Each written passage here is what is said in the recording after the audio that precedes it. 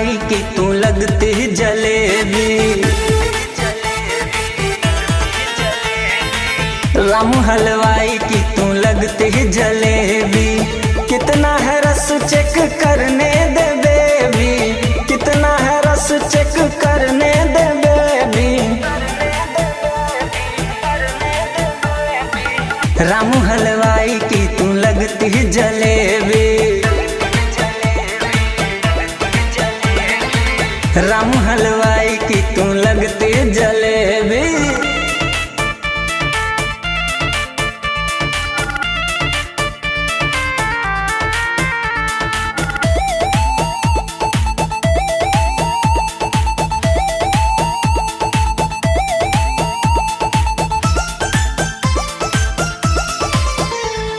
चारों तरफ है चर्चे तेरे, तेरे ही प्रचार है। जिस जिसने भी देखा तुझको अब तक वो बीमार है।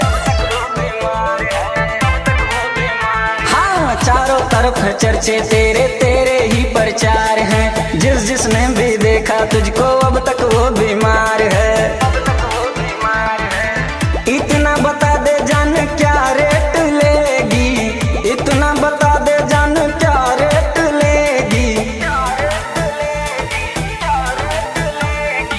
रामू हलवाई की तू लगती जलेबी। हाँ, रामू हलवाई की तू लगती जलेबी।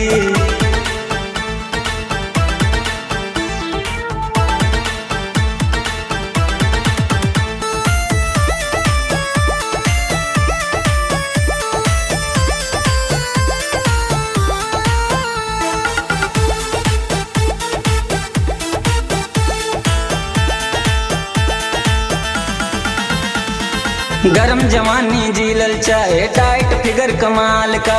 देख के तुझको बहक गया मैं, छोरा 16 साल का। हाँ, गरम जवानी जी ललचाए, टाइट फिगर कमाल का। देख के तुझको बहक गया मैं, छोरा 16 साल का। इतना बता दे पहले किसको तू देगी, इतना बता दे पहले किसको तू देगी।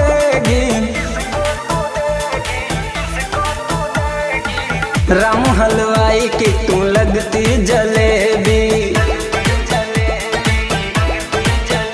हाँ, रामू हलवाई की तू लगती जलेबी।